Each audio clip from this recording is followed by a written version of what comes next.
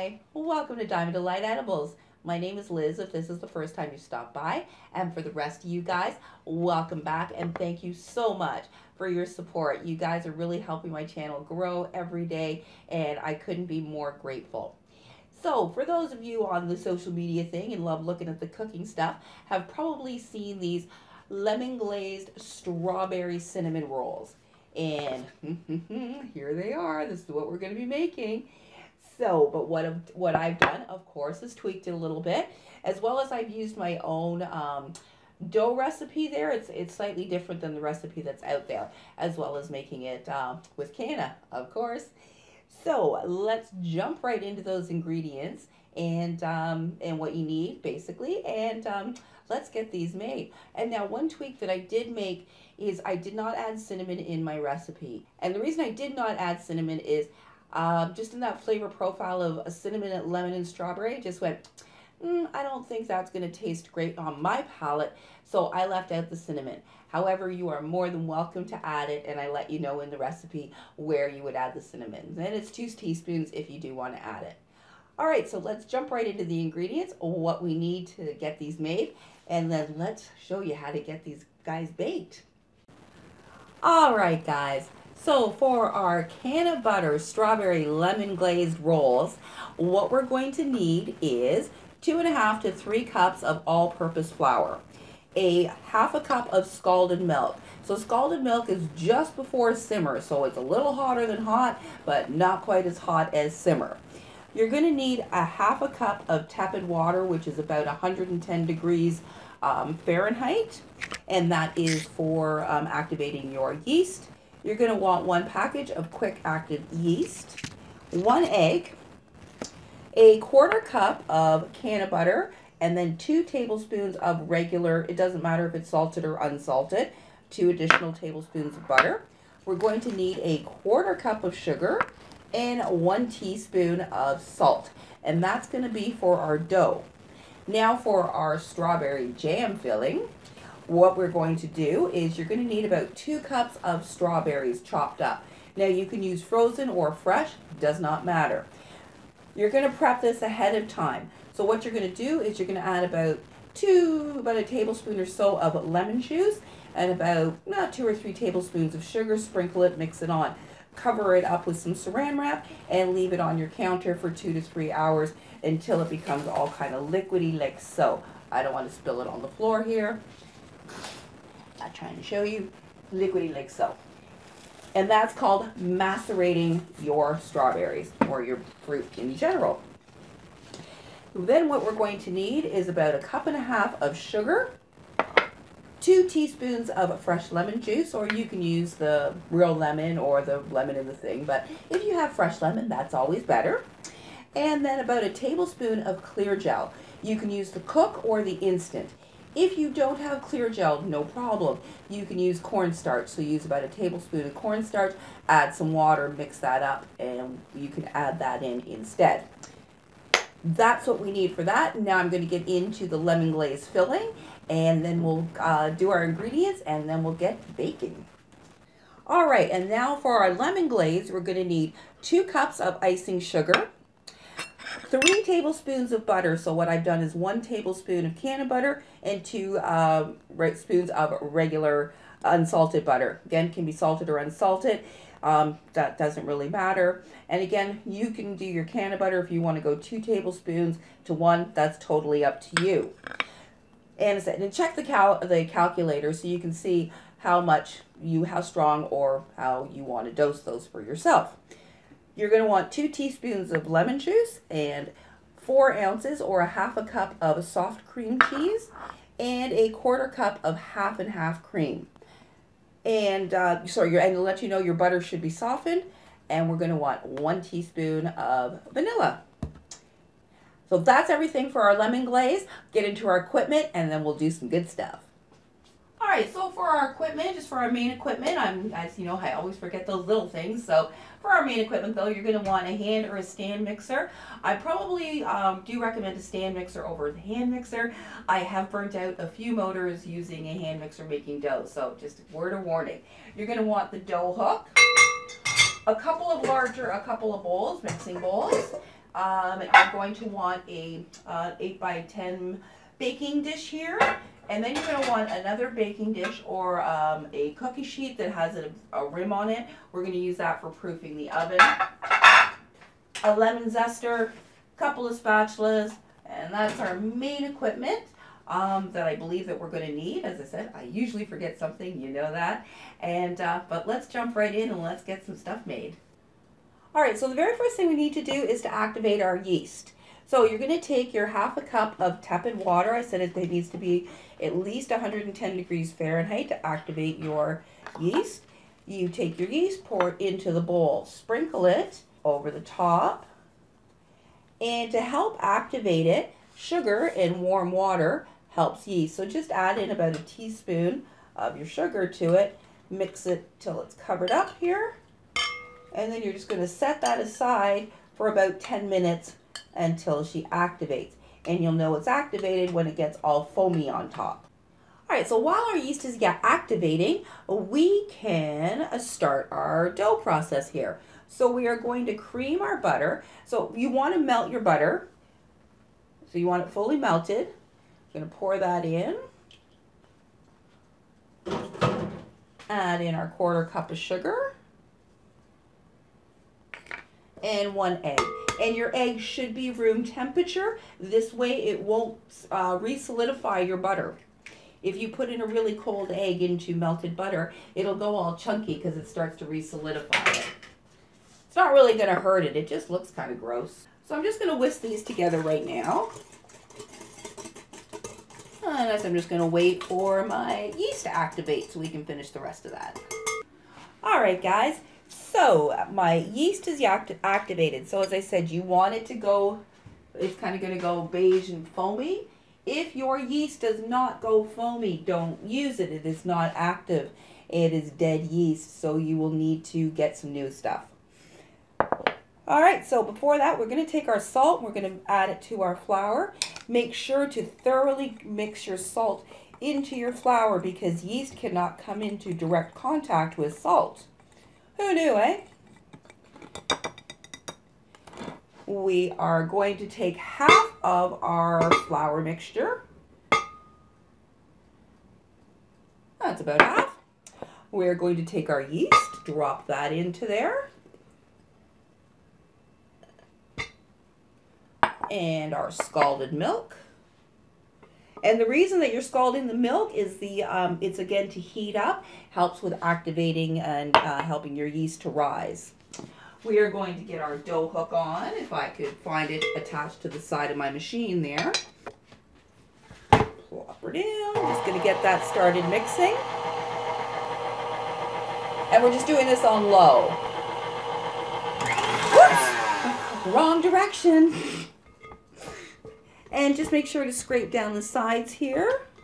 And then once that becomes combined, we're going to add in the rest of our flour. And again, when you're using a dough hook, you always want to keep it on low. Because we want to pull the flour and that into the mixture. If you're just whipping it around, it's not going to actually pull your stuff in and create your dough. So I'm just going to add in the rest of our flour here. Whoops! And we're going to just mix that up until our dough comes together.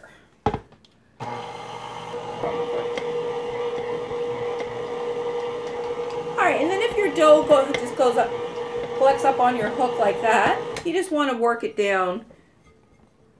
And you're going to you want to knead your dough for about 6 to 8 minutes. Okie dokie. Whoops.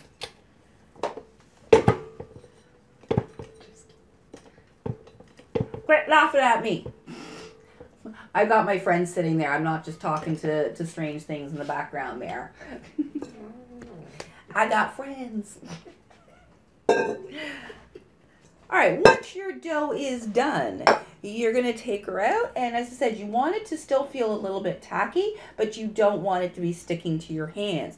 You're just going to put a little light flour on your surface, and you're just going to hand knead it now for about a minute or so. And so you just want your dough to all come together in one nice smooth elasticy feeling dough. There we go, like so. So I said you want your dough to look like that, so nice and smooth and elasticy. I know elasticy is not a word, but it's my word. Once you've got that, take a larger metal bowl, and you can use oil or non-stick cooking spray. You just want to do a light coating. Drop your dough into the bowl, and now we're just going to put it, so your oven is not on, your oven's off. Place your dough in the middle rack, and then take that second pan that I was telling you about and place it in the bottom rack. Boil your kettle. Okay. Once your water is boiled, you're going to add it, fill up your, about halfway, fill up your pan, halfway, 3/4. Slide her back in. Turn your oven on to 400 degrees for 1 minute. No more, no less. And once you hit the 1 minute, turn your oven off, and you're going to leave that for about 45 minutes for your dough to rise. So it's going to, it has to rise at least double in size.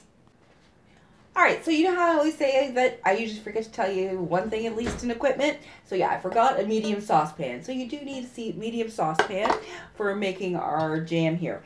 Now, if you don't want to make your own strawberry filling here, you can just use strawberry pie filling that you can get at the store. But I like making my own from scratch.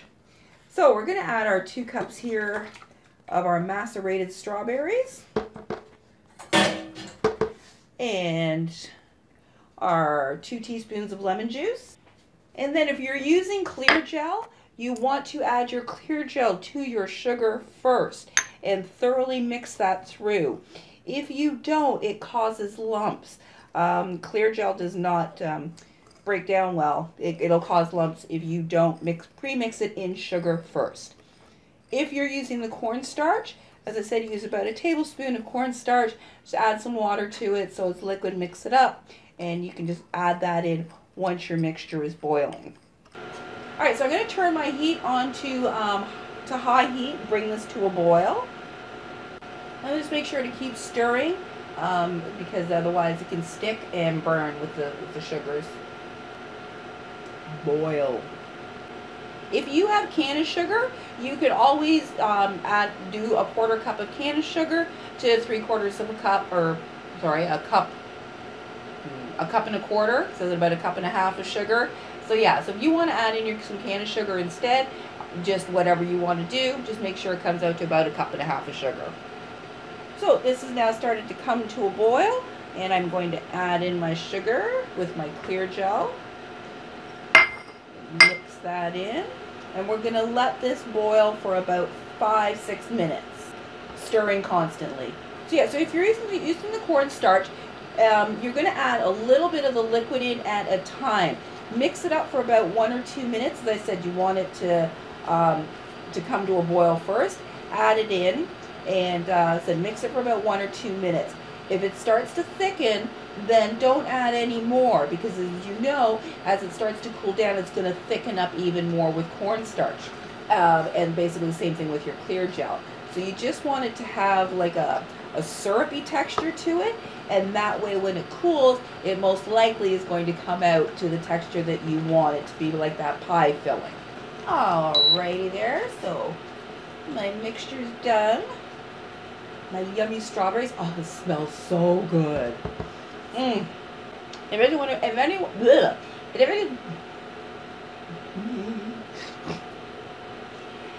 what my preference is when I'm doing these recipes is I prefer frozen strawberries versus fresh strawberries. I just find they're more consistent in having a really good flavor, where can be really hit and miss with fresh strawberries. And plus they're almost always available in your freezer. So once your mixture is done, you're just good. Now, if you like big chunks of strawberry, you can leave it as is. Ow. If you do not. Alright, so if you don't like really big chunks, which I don't particularly, you can just use your potato masher here and just mush that down. And then once you get to the texture that you are happy with, just set them aside and we're gonna let that cool. You can also put it in, once it's cold, you can put them in the fridge. Or if it's like, it's winter where you are, you can just put them outside. So I'm just gonna let this cool and I'm gonna wait for my dough to rise. And then we're gonna roll it out and put all this together and just make some, yummy, yummy stuff. All right, so I'll be back soon. All right, so our dough is now risen to twice its size. So you are going to gently, you don't have to be going and beating it. Just gently put your fist into the center and this releases the gases. Remove your dough and just lightly flour your surface. And we're going to take our dough and we are going to roll it out. You want to roll it out into a rectangle. And you're going to roll it out to about 1/4 inch thick. And then what I just do is, just to make it nice and neat, I'll just take off a little excess on the sides here, just to kind of make it more of a proper rectangle-ish. Just makes it easier for when you've got to roll it. Then we're going to get our jam filling, our strawberry filling here, and we are going to put a nice even coat all over, end to end.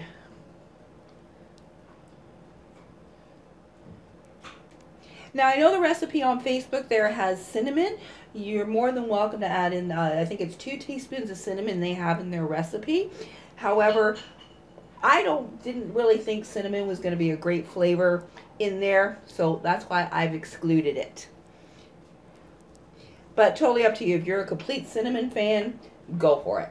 But cinnamon and lemon to me, not a great flavor. But everybody's taste buds are different, so whatever floats your boat. So now that we have a nice covering of our strawberry yumminess, you're going to roll this little puppy up. So you just gently tuck her in. It's like rolling a big fatty.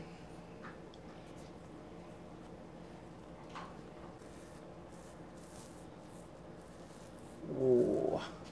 And look at all that stuff ooze out the end.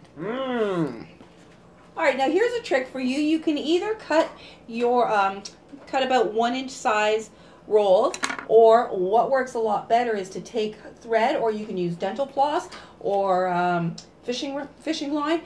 Don't use cotton regular sewing thread. You definitely want it to be nylon. So grab nice little length there. And what you just do, slide her under your roll, bring her up like so, cross over, and whoop, cut right through. And that way you just have a nice perfect little cut. Place her into your pan. And again, slip her under.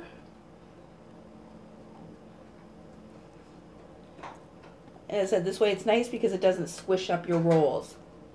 And then place beside each other. You want to leave a little space in between because they're going to rise again. And because we're going to have to proof, you want to start boiling your water again. And then once you've got them all in your pan, pop them back onto the top, into the middle rack of your oven. Boil your water, and we're going to repeat the exact same process that we did when we were proofing our dough in the first place. Alright, so into my middle rack. Just dump out my previous water. Grab my boiled water, new boiled water. Just be careful. And again, you turn the oven on to 400 for 1 minute, 400 degrees Fahrenheit for 1 minute. And then once your 1 minute is up, turn your oven off. And as I said, you're going to leave those for about 30 to 40 minutes until they rise about double in size again. So my puppies have now risen beautifully. And so what you're going to do is you're going to preheat your oven to 350 degrees. Once the oven is preheated, you're going to bake these for 25 to 30 minutes until they're a nice golden brown on top. All right, so for our lemon glaze, can't wait for this. You're going to need the zest from 1 lemon. So use your zester and then just get the zest. And the zest is just that thin layer there of the peel before the membrane. You don't want to be getting into the membrane. So you want the zest off of 1 lemon. It smells so lemony. Love lemon zest. Okay, so you're going to need a bowl. And to our bowl, we're going to add our 4 ounces or half a cup of cream cheese. And I recommend using a hand blender. You can use a whisk. Okay, so we want our butter melted. So our 3 tablespoons of butter, we want melted. All right, so we want our 3 tablespoons of melted butter. And I'm going to put that in with the cream cheese. And we're going to combine those 2 together.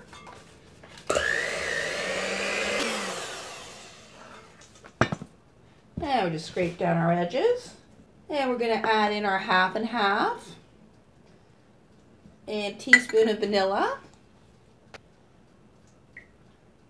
And get those combined. So you're just going to blend that until it's nice and smooth. And then we are going to add in our lemon juice. And our icing sugar. So again, I would leave out probably about maybe a half a cup. And if need be, we can add more in. And you're going to want to combine this first. So that way you don't get icing sugar everywhere. And then on low speed. Get that combined. I'm going to scrape down our edges. So as you can see, we do not need that much of the icing sugar. So I probably only used about probably about a cup and a quarter of icing sugar. And then it's add in your lemon zest. Once everything's all nicely blended. Once we got blended there, you can just add in your lemon zest. And just give her a final little whip up here. And if you find that it's too thick, you can add a teaspoon of milk to that to help thin that out a bit. So that's a little too thick for me. So I'm just going to add about a teaspoon at a time of milk till I get the right consistency. Dang. A little bit more. Actually, you should never pour over your bowl. I've done that one too many times.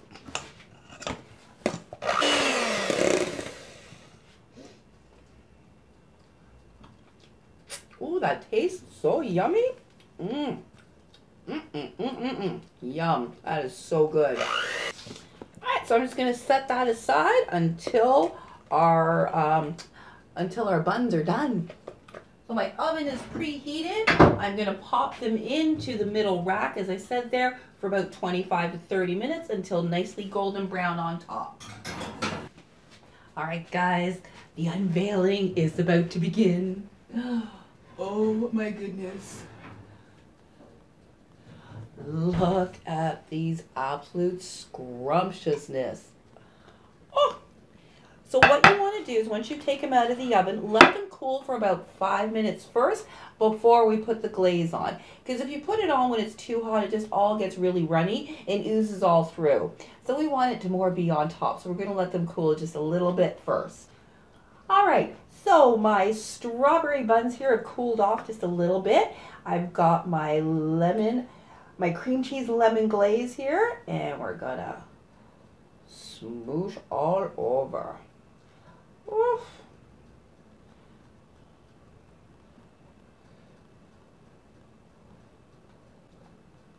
And you don't have to be pretty, you just want to glump her on. Try to make them relatively kind of even the amounts on each one, but doesn't got to be pretty. And there we go. Oh, look at these. Oh my god, they look so good. You just want to get that glaze all down your sides. The smell is killing me. It really is. I cannot wait to dig into one of these. There we have it. Once you have them all on, you're going to let them cool down a little bit to eating temperature. And then enjoy. There, really? And there we have it. There's our finished product. Doesn't that look amazing? Oh yeah. Alright guys, so that was my little demonstration for you on cannabutter lemon glazed strawberry buns. I hope you enjoyed that, and as always, if you have any questions or comments, please don't hesitate to leave them you know where. And thank you so much for joining me today. Have a great day.